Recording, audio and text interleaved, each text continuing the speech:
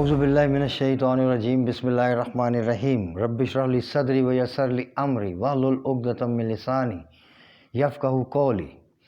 عدالت میں ایک چوری کا مقدمہ تھا، گواہ حاضر تھا۔ جج نے گواہ کو قرآن گواہی کے لیے پیش کیا۔ اسی اثناء ملزم کی ماں بولی کہ جج صاحب یہ قرآن جو میں لائی ہوں یہ گواہ اس پر ہاتھ رکھ کر گواہی دے۔ جج اس بات پر بڑا حیران ہوا۔ اس نے قرآن لیا اور اسے دیکھا۔ بالآخر اس نے وہ قرآن گواہ کو پیش کر دیا۔ گواہ نے اس عورت والے قرآن پر ہاتھ رکھ کر گواہی دے دی۔ گواہی کے بعد جج نے فیصلے کی ایک تاریخ دے دی، اس تاریخ کو فیصلہ سنا دیا جائے گا۔ مقررہ تاریخ جب آئی تو اس تاریخ پر عدالت میں تمام لوگ حاضر تھے مگر اس گواہ کے بغیر۔ جج نے استفسار کیا کہ وہ گواہ غیر حاضر کیوں ہے۔ اس پر وکیل نے کہا کہ جج صاحب پچھلے دنوں اس گواہ پر فالج کا اٹیک ہوا اور وہ پیرالائز ہو گیا، لہٰذا وہ بولنے سے قاصر اور چلنے سے معذور ہے، لہٰذا وہ عدالت نہیں آ سکتا۔ عدالت کو بڑی حیرانگی اور تشویش ہوئی۔ اس پر اس ملزم کی ماں نے کہا کہ جج صاحب آپ کی عدالت میں جو قرآن رکھا ہے وہ پڑھا نہیں جاتا اور جھوٹی اور سچی گواہیاں اس پر دی جاتی ہیں، لہٰذا جو قرآن میں لے کر آئی تھی اس قرآن کو روزانہ صبح اور شام پڑھا جاتا ہے۔ جس قرآن کو پڑھا جاتا ہے تاثیر بھی وہی رکھتا ہے۔ قرآن پاک وہ عظیم الشان کتاب ہے کہ جس رات اس کا نزول ہوا اس رات کو اللہ تعالیٰ نے سورہ قدر میں 1000 مہینوں سے افضل رات قرار دیا، یعنی جس قرآن کی بدولت اس رات کو 1000 مہینوں سے افضل قرار دے دیا تو اس قرآن پاک کی کیا شان برہان ہوگی، اور اس قرآن پر عمل کرنے والے وہ لوگ ان کی کیا فضیلت اور عظمت ہوگی جو اللہ تعالیٰ سورہ فاتحہ میں بیان کرتے ہیں، صراط الذین انعمت علیہم، اور یہی تو ہیں وہ انعام یافتہ لوگ جن پہ میں انعامات کی بارش کرتا ہوں۔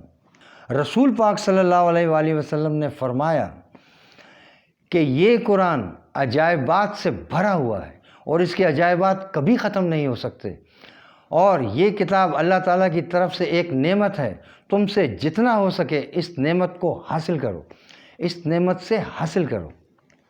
سورہ نمل آیت نمبر 39 اور 44 میں اللہ تعالیٰ ارشاد فرماتے ہیں، میں مفہوم عرض کرتا ہوں، حضرت سلیمان علیہ السلام نے اپنے دربار میں فرمایا کہ تم میں سے وہ کون ہے جو بلقیس کا تخت میرے سامنے حاضر کرے۔ تب ایک قوی ہیکل جن نے کہا کہ میں وہ تخت آپ کے دربار میں حاضر کر دوں گا اس سے پہلے کہ آپ اپنی جگہ سے اٹھیں۔ حضرت سلیمان علیہ السلام نے فرمایا کہ میں چاہتا ہوں کہ وہ تخت اس سے بھی پہلے میرے دربار میں حاضر ہو۔ تب ایک انسان جس کے پاس کتاب کا علم تھا وہ بولا، تفاسیر میں ان انسان کا نام آصف بن برقیہ لکھا گیا ہے۔ تو حضرت آصف بن برقیہ بولے کہ حضور میں وہ تخت آپ کے دربار میں حاضر کر دوں گا اس سے پہلے کہ آپ کی آنکھ جھپکے، یعنی آپ کی آنکھ جھپکنے سے پہلے میں وہ تخت آپ کے دربار میں حاضر کر دوں گا۔ بلا شبہ اللہ کا کلام ایسے رموز اور خصوصیات سے بھرا ہوا ہے، ضرورت صرف اس امر کی ہے کہ ہم اس علم کے سمندر سے اپنی جھولی کتنی بھرتے ہیں۔ سورہ بقرہ آیت نمبر 276 میں اللہ تعالیٰ ارشاد فرماتا ہے، مفہوم عرض ہے کہ سود تمہارا مال گھٹاتا ہے اور صدقہ خیرات تمہارا مال بڑھاتا ہے۔ بظاہر ہمیں نظر آتا ہے کہ جب ہم صدقہ خیرات یا زکوٰۃ دیتے ہیں تو ہمارا مال کم ہوا، مگر اس کی وضاحت اللہ تعالیٰ سورہ بقرہ ہی کی آیت نمبر 261 میں فرماتا ہے۔ مفہوم عرض ہے کہ جو لوگ اللہ کی راہ میں اپنے مال کو خرچ کرتے ہیں ان کی مثال اس دانے جیسی ہے جس کی 7 بالیں ہوں اور ہر بالی میں 100 دانے ہوں۔ بلا شبہ اللہ تعالیٰ جسے چاہتا ہے بڑھا چڑھا کر دیتا ہے، اور اللہ بڑی کشادگی اور علم والا ہے۔ اس کی وضاحت میں اس طرح سے کروں گا کہ جب ہم ہائی ویز پر سفر کرتے ہیں تو ہماری رہنمائی اور مدد کے لیے قدم قدم پر اشارے دیے ہوتے ہیں کہ ہمیں دائیں مڑنا ہے اور یہاں سے بائیں۔ یہاں ہمیں اپنی رفتار کم کرنی ہے اور یہاں ہمیں اپنی گاڑی کی رفتار زیادہ۔ جب ہم ان اشاروں کے مطابق اپنی منزل طے کرتے ہیں تو ہماری منزل محفوظ، آسان اور سلامتی والی ہو جاتی ہے۔ دین اسلام ہمارا ہائی وے ہے جو قرآن کے ذریعے ہماری رہنمائی کرتا ہے۔ اس طرح سواری بھی محفوظ، سوار بھی محفوظ اور سرمایہ بھی محفوظ۔ سواری سے مراد ہمارا جسم، سوار سے مراد ہماری روح اور سرمایہ سے مراد ہمارا ایمان ہے۔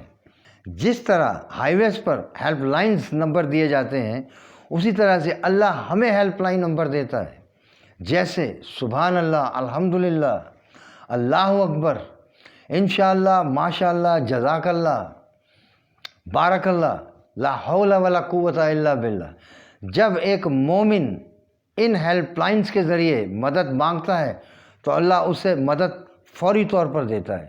میں یہ دعا کرتا ہوں کہ اللہ ہمارا خاتمہ ایمان پر کرے اور ہمیں قرآن سمجھنے اور سمجھانے کی توفیق عطا فرمائے، اور اللہ ہمیں اس بات کی توفیق دے کہ ہم اس کو راضی کر سکیں۔ واللہ بالخیر۔